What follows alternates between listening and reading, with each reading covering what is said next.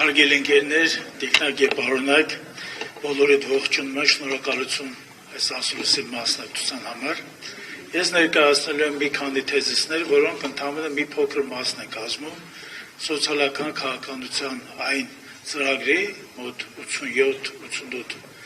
որը մենք նախատեսել ենք, նրա աշխատանքները կարողացել ավարտվել են եւ նրա տնտեսագիտական, ֆինանսական այս ամբողջ հիմնավորումների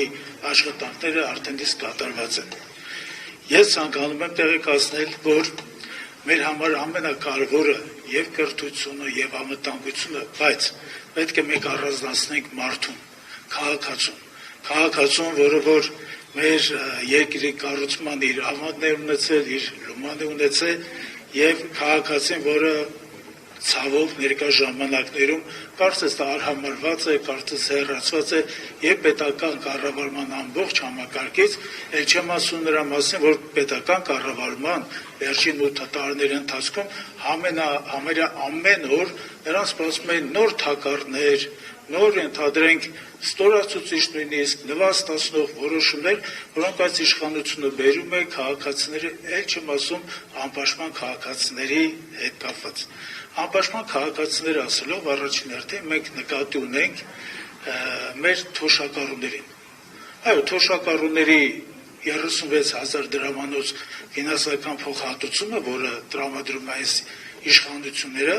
դրանք պարզապես սովորմար չլինելու ֆինանսական ինչ-որ զանգված է։ Այդ 36,000-ով թոշակառուն ոչինչ չի կարող գնել, եթե չլինի հայկական ընտանիքների ավանդական փող օգնության այս ավանդույթը, մեր թոշակառուները զգալումս կարող են 1-2 տարվա ընթացքում պարզապես որպես ժողովրդագրական բաղադրիչ պարզապես կորել։ Ինչ ենք մենք բերում։ Մենք բոլորը տեղյակ ենք, որ նախատեսել ենք եւ իրականացնում ենք արշավ թոշակառուների հետ կապված եւ թոշակառուների մասով մենք հայտարարում ենք, որ իշխանության մաս կազմելու դեպքում հաջորդ օրը մենք սկսելու ենք աշխատանքներ,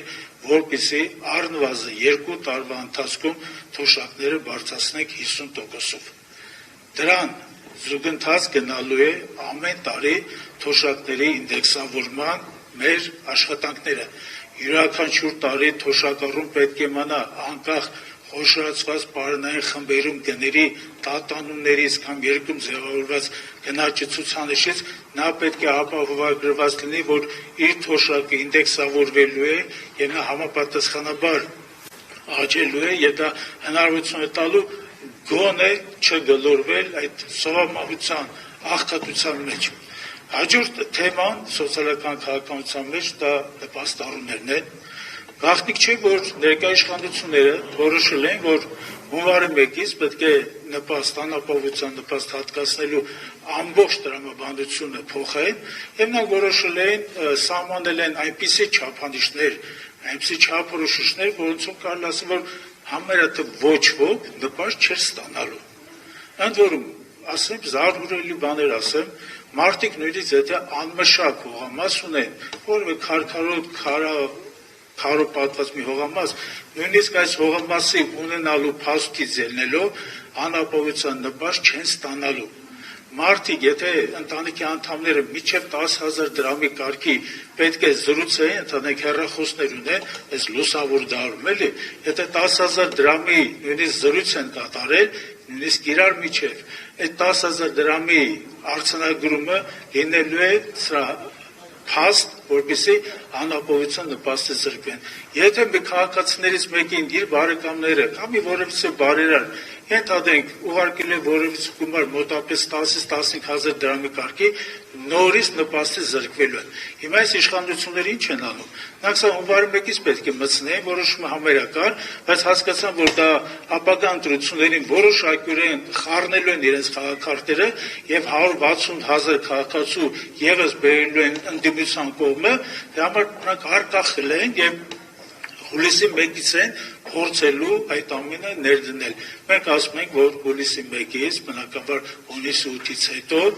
մենք պետք է այդ որոշումը արկախենք եւ նպաստների հետ կապված ամբողջ աշխատանքները ենթարկենք իրական ռեֆորմների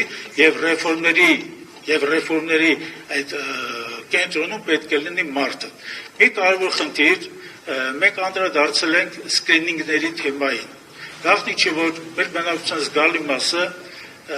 բժշկական կանխարգելիչ հետազոտություն, եւ այդ բժշկական կանխարգելիչ հետազոտությունը մեզ հնարավորություն տալու ոչ միայն կյանքեր փրկել, այլ մեզ հնարավորություն է տալի, որպեսզի մենք հետագա բուժման ծախսերը բավականին իջեցնենք։ Մի կարևոր հանգամանք կա սիրելի ժողովուրդ, մենք բոլորս նշում ենք, որ թաղամասերը, որոնք որ սնկի նման հիմա աճում են, չէ, նրանք կարծես թե աճում են, կառուցում են, շահագործման են հասնում եւ այնպիսի տպավորություն է եւ իրականություն է, որ այստեղ կազմակերպված մոտեցում չկա։